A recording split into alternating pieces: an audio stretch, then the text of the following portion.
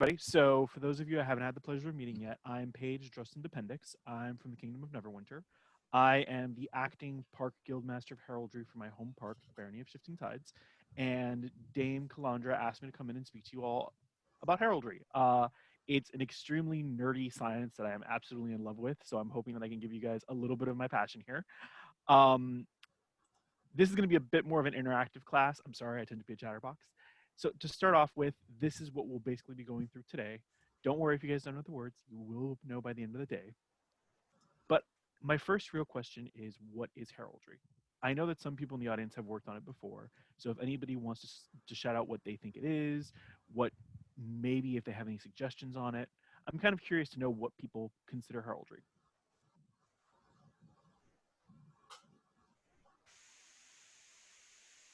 You want to know what I use for my heraldry? What do you think heraldry is?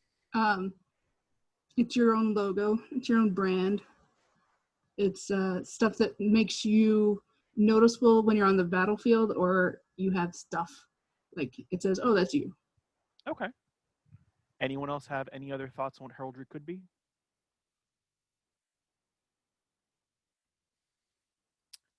You guys are not a talkative bunch. Well, Damalona is in part correct. Heraldry is a multidisciplinary field.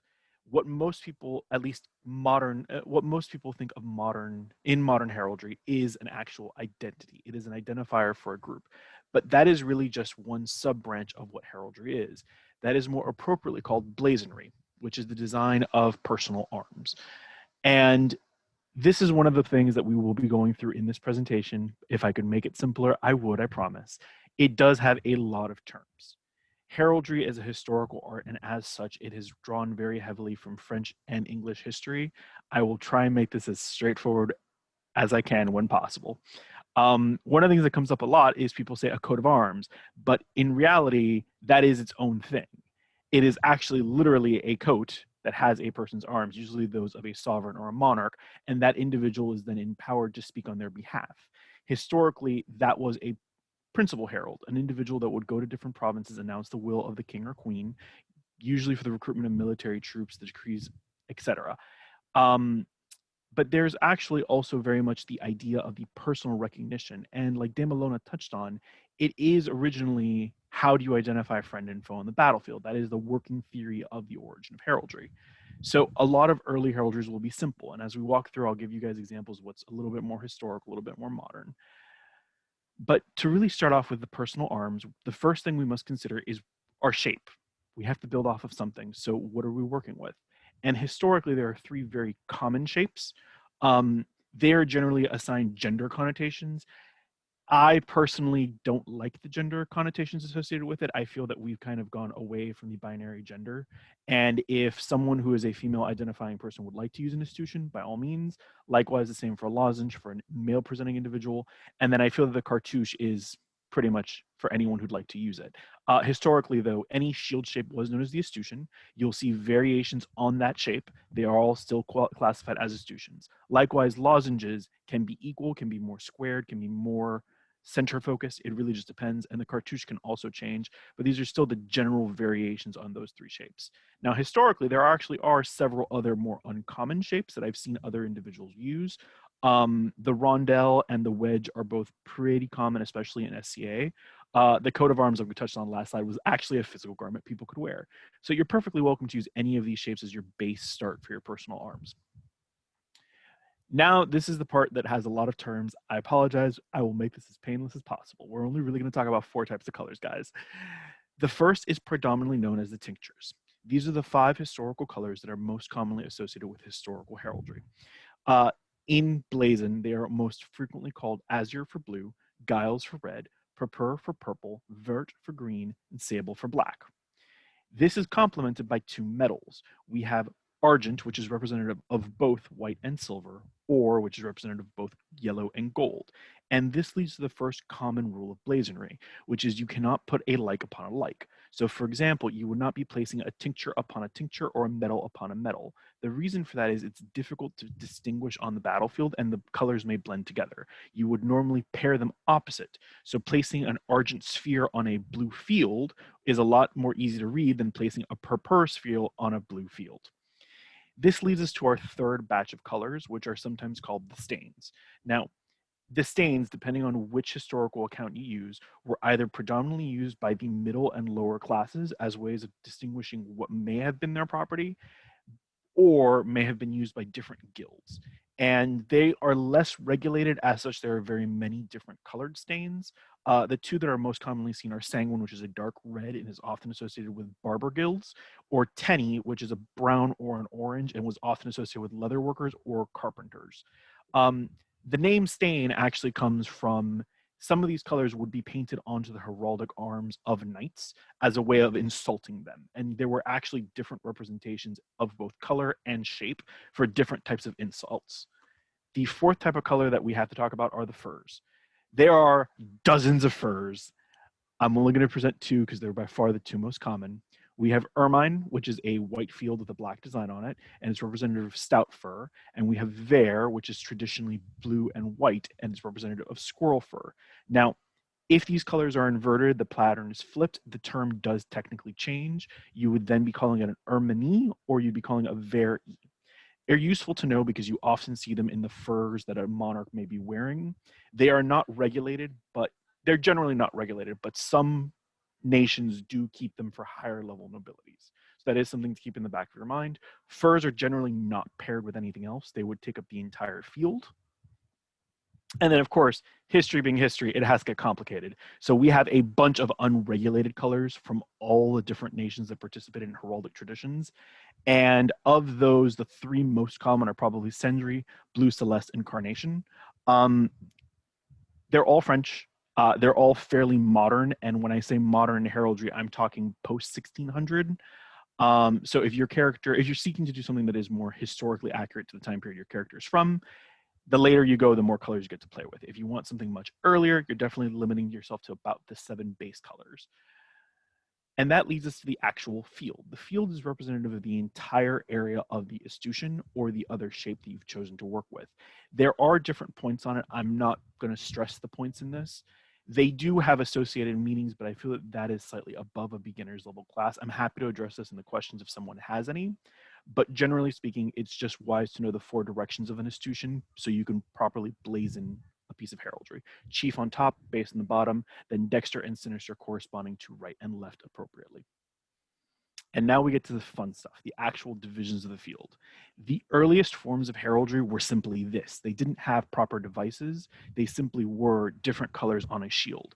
And if you want something that is much older, we're talking 1000 AD to maybe 1300, you'd still be seeing basic divisions in the field. And we have different divisions here, as you guys can see. I'm not going to read them out to you. PowerPoint will be available afterwards.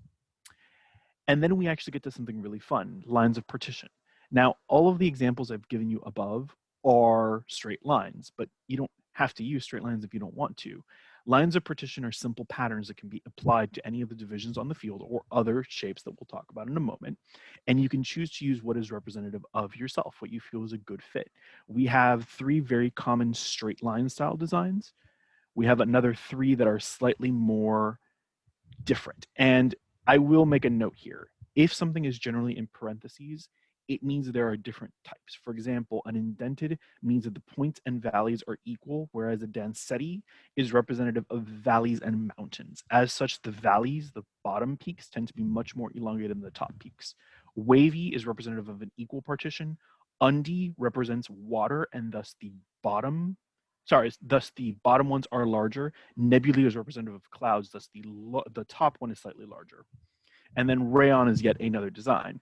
But just to show you that heraldry is not a dead or dying art, we actually have modern examples of lines of partition still being developed. One of the best known examples is sapine, which was actually developed in Sweden in the 1960s and has now become instrumental in Canadian heraldry. It's actually used on the Royal Arms of Canada and on the Mounties of Canada's sigil work. So you can very much create any symmetrical pattern for a line of partition if you guys want. Actually, there's a kingdom. I think Northern Lights has about this. It's like it's a chevron, but they do have the Sapine like design in it. So that's kind of cool that like we've actually used that. I'm gonna Mm-hmm. stop talking. Sorry. No, by all means, guys, feel free to jump in. I'm a chatterbox. This is a very informal class. I want you guys to walk away knowing stuff. I don't care if I even get through all the slides. But that's actually very cool. I was not aware that Northern Lights had started using the Sapine design. It is by far the newest of the lines of partition, but it's definitely a very interesting one. And by all means, guys, heraldry doesn't have to be stuffy. It's representative of you. It should be simple. It should be symbolic, but it should also be something that makes you happy at the end of the day. And we'll definitely talk about that in my modern examples. So the next big component we're going to talk about, we're going to start putting things onto the field. The field is the absolute lowest layer that we have to work with. These are the first things that you would put on it behind a device. And these are generally called ordinaries and subordinaries. By definition, an ordinary is symmetrical. You will see a lot of historical heraldry focuses on the center point of the escutcheon and as such works in relation to that. We want symmetrical work. Subordinaries are variations on the ordinaries that are not symmetrical. It's really that simple. The subordinaries were used as stains. For example, gore, this particular shape, in tawny is representative of lust and or intercourse outside of marriage and could have been used to insult a knight. Um, so the subordinaries are one of those that you want to use carefully. Definitely understand if there's a secondary meaning associated with them. The ordinaries you guys are always fine to use. And yes, you can pair any field variation with an ordinary. The next big thing to consider is what happens with duplications. And these are termed variations. You can take any of the ordinaries or the subordinaries and repeat them any number of times you want. In classical historical heraldry, all divisions were done in even numbers, and unless the blazon states otherwise, it will always be interpreted as an even number. And it's very uncommon to see an uneven number except for number 7 or number 13. Those are pretty much the only two exceptions, and that's really only seen in French heraldic design. It's basically unheard of in German and English design. But it's definitely something you can specify in the blazon should you wish to. So now we get to the bread and butter. This is the part that everybody is so excited about, and I have to let you guys down a little bit because this is by far the densest part of all heraldry. We have charges and devices. This is a symbol. This is a single large symbol often placed in the center of your shield that is the most identifying feature of your personal heraldry. Generally speaking, if something is shown to be an animal or something that is living, it is considered a charge. If it is something that is considered not to be living, it's considered a device. Charges, as such, are presented in different attitudes. There are attitudes for creatures that have 2 legs, 4 legs, creatures that have wings, creatures that have tails. As such, there are several hundred attitudes. If you want the appropriate blazonry term for it, my advice would be look into a dictionary, simply because it is a very dense field. Here I'm presenting a classic line in 3 separate poses. If you are working with a device, you don't worry about attitudes, you worry instead about postures, which I've never understood why something with a spine is treated as an attitude, whereas an item without a spine has a posture, but semantics. Realistically, a device is its orientation and how it relates to other shapes within the field. As you guys can see, there are multiple different variations, and all of these can be flipped, rotated, inverted, etc. So this is one of those areas that a book would probably help you, or sitting down with a herald, just to make sure your blazonry matches exactly what you want. I will say, this is one of the areas of a lot of contention. Historically speaking, charges and devices were picked without meaning. And what I mean by that is up until about the late 14th century, charges were associations or plays on words, which gives rise to the second blazonry rule, the rule of rhyming, that there were often plays on individuals' last names, that there were often plays on a person's identifying features, but not chosen for symbolic reasons. As such, when the line was chosen for England, it was not chosen originally for bravery. It was instead chosen for its association with the saints that England then venerated. A lot of the meanings that we associated with devices were actually tagged on after the 1300s, and as a result of that are considered more modern heraldic conventions. Definitely, I would not advise anyone to create a device that does not incorporate something that they personally feel is symbolic or is representative of the values they want, but that is still a very more, that's much more a modern concern. I will also say that devices in general are the farthest out layer of a institution and as such tend to be the most modern addition. They are by far the most complex addition to an institution as well. Definitely, this is a fascinating area, and this is one of the ones that I see a lot of people adding to it. I've seen heraldry with everything from keyboards to coffee mugs, and of course, all the classical heraldic beasts. The three most classical figures, of course, are the dragon, the lion, and the eagle. Now we start getting to some of the more fun stuff that I think plays more into a character's backstory and their overall place in the Amgardian world. And the first big component is marshalling. Marshalling is the combination of two sets of arms representative of a personal union or the child of that union. Domitiation is the much older form of marshalling. It's representative of literally splitting both of the halves and combining them as they are. Impaling is a slightly more modern, in which both devices are still predominantly preserved.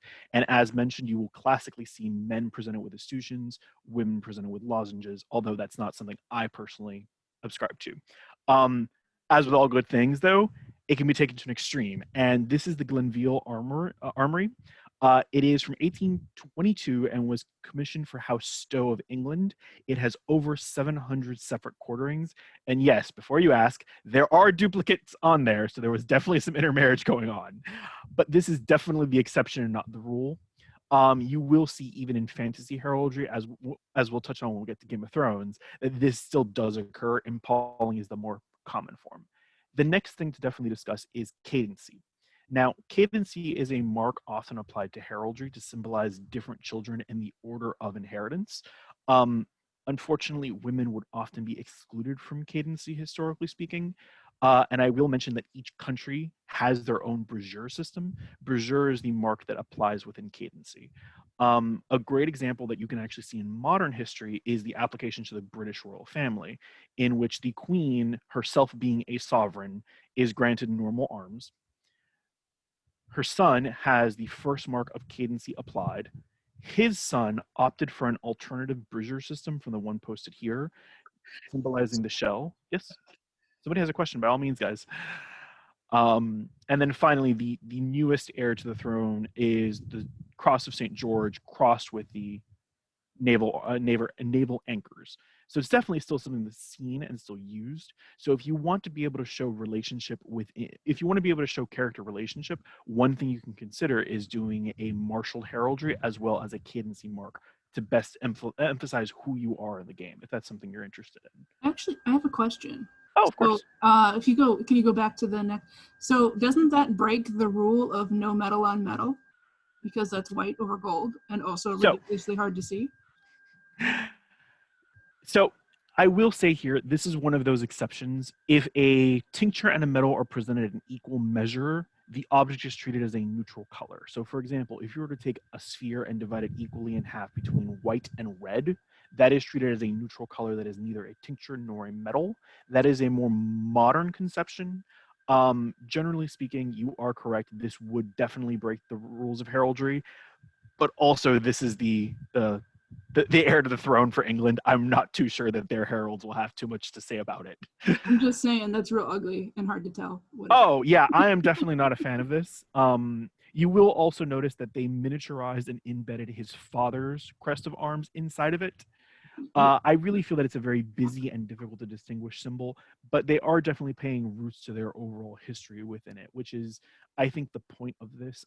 England actually has a very well developed heraldic college system, and they actually have 9 royally appointed heralds that manage all heraldry for the kingdom. It's actually extremely fascinating, and one of the references I'm going to give you guys at the end of the presentation is to contact them. They're extremely friendly. I've met a couple of them in my research, and they're very, very cool people. Um, but if there aren't any other questions, I just want to move on because this is one of the ones that I always get questions on. What about heraldry for groups? And up until now, we've been talking about heraldry as a brand, and that's still a very modern conception of it, but it's a very accurate one. It's representative of an individual concept. They're called personal arms because they are for you, the individual, not necessarily you, the group. even the very modern conception of inheriting the family arms is strictly speaking incorrect. No one was allowed to inherit arms identically. They were always a personal mark. So you could definitely inherit the device. You could definitely play with the colors, but you would always be twisting it in such a way to make it personally your own while still staying in the same design family, if that makes sense. Well, that's a very European way of looking at it. And I will say that although I would love to dive into it, we actually have some great records coming out of Africa. We've got some great stuff from Native American groups. I don't have time to touch on very many groups. So I will instead be focusing on Asian style heraldry for groups, specifically the Japanese, because this is one of the areas, especially in Amp that I get asked about a lot.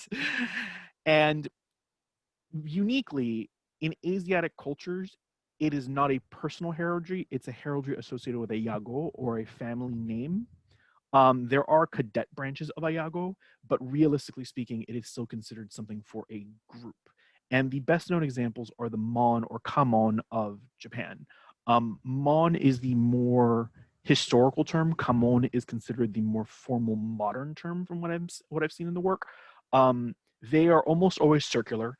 They are generally rather symmetrical, and they actually have no color rules. Mon, excluding those of the imperial house, are always depicted in black and white and are used by everyone equally of a family. The imperial house is unique in that their mon are always represented in gold, and realistically speaking, they have the embattled chrysanthemum. And branches of the imperial house have less petals on it. This is the full and proper imperial mon, but you can see examples that look almost like four-leaf clovers, that they still want to show that relationship without saying that they're approximately related. And one of the fascinating things is a lot of the historical castles around Japan, such as Himeji, have the mon of every ruling daimyo of the castle presented outside, so that you can almost trace the history of the controllers of that castle. Now, if we wanted to work from a mon to a heraldry or from a heraldry to a mon, the easiest transition is to take the mon and treat it as a device onto the field with a very simple field and then application of the rest of the armorial achievement. This is actually the emperor's grandson, Akihito. He was given the Knight of the Garter by Queen Elizabeth for services rendered. He's one of the only people to actually have both a mon and a personal device. So that's actually one of the very cool things about this. This is still an ongoing area of research, and like I've said, this is just Japan. China has a slightly varied system that I can definitely touch on questions if people are interested. So we've talked about the actual personal arms, but I've been kind of cheating and showing you guys everything associated with it, including the complement. So let's touch on that very quickly. The complement is everything else that goes around your escutcheon, around your personal arms, and these are symbols of achievement and of status. There are 4 regulated and 4 unregulated ideas. I'm going to walk through them individually, and parts of the complements are called ideas. So the first one is the actual arms, as you guys have seen. Everything else is based around that. We start off with a slogan, sometimes called the battle cry. This is almost always written in the language of the speaker, aka Scottish, English, Gael, whatever you choose to speak in. It is what is said before battle. It is not nearly regulated. It's not something that's very fancy in general. The crest tends to be a duplicate of the primary device of the personal arms if you have one. If not, it tends to be the heraldic symbol for your country. So a lot of the British ones, for example, will choose to show a lion. Here we have the double-headed eagle of Russia shown. Mantling. Mantling actually originated with the Crusades. There were pieces of colored cloth that were hung around the helm as a way of providing shade and were often seen as representations of military service or commitment to one's king. In modern heraldry, they're commonly used to add color around a helm or in general when someone doesn't have supporters. The motto is always written in Latin by default. It is generally a family's words, so it's generally something that belongs to a group of people, not individual like a slogan would. All 4 of these are unregulated. As such, anyone without noble title, without knighthood, is allowed to have these on their personal arms should they wish. These next ones, however, are generally regulated, such that you would not, as a non-noble individual in the real world, be able to use these, and it would generally be frowned upon in our game to use something similar. The helm is generally a symbol of knighthood. Also, we can often see the belt of knighthood or the belt of the belt line associated with this, but the helm specifically is a symbol of knighthood. The crown is a symbol of sovereignty, and as such is associated with having held office or having a noble title associated with holding office. The orders are representative of orders of knighthood. They are also representatives of masterhood. So in Amtgard, for example, a master smith may choose to opt for a small anvil, or a master rose may have a rose symbol underneath where the orders would be. That's super cool. Supporters, I'm changing my heraldry. Thank you. of course, generally speaking, supporters are a little bit rarer, and they're generally not seen on the personal set of arms. This is one of those distinctions you'll see in monarchy. Supporters are representative of individuals that the monarch has conquered, or individuals that stand by the monarch. So in my home kingdom, for example, we would have supporters that are representative of the individual parks, as opposed to having them representative of people that are loyal to you. It is one of those things you generally won't see on personal crests of arms. For example, the full English complement has both the unicorn of Scotland and the dragon of Wales as supporters, because both of those are vassal nations to Great Britain. They're generally not used in very modern heraldry, but they're still definitely worth accounting for. You can, of course, choose symbolic supporters if you'd like, but generally those are reserved for the crown or for emperors. Now we get into the fun stuff, the really, really fun stuff, the modern heraldry stuff. I've got three general tips to update these historical rules to make a more fantasy or more modern inspired heraldry. The first one is to really play with color. Knowing the rules of heraldry, you can choose to break them much more easily now. You aren't limited to only the 7 colors, 2 furs, and stains we've talked about. You can play with things that are slightly different. My advice, though, as a designer, as someone that wants the final product to look good, is play within the color wheel. Play with cool colors, play with warm colors, play with direct opposites, and play with triads. Make sure that the colors you're choosing do complement one another and are thus able to work together. Even if they are modern choices, they're less likely to clash that way. The next big idea that I present to people that want to do a more heraldry, a more fantasy inspired heraldry, is to play with symmetry and play with asymmetry. A lot of classical heraldry is centered on the escutcheon and the center point of the escutcheon. As a result of that, playing with your positioning of devices, your duplication of devices, and even with the actual shape in which you present your personal arms, you can very easily create a more modern looking aesthetic with that alone. Finally, there is the idea of meaning in your device. Choosing something that is personally symbolic to you and representative of the values you ascribe definitely makes it a completely modern approach, and is one of those things that we see a lot in fantasy heraldry. And for me, we can't talk fantasy heraldry without talking about Game of Thrones.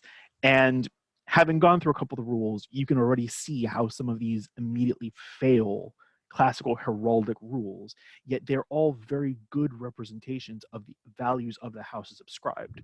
For example, the House Tyrell is a green field because they are predominantly an agriculturally based house, yet they choose to have a rose for their not necessarily sneakiness, but their political manipulations and movements, and it's in gold because they truly are one of the wealthiest houses in Westeros.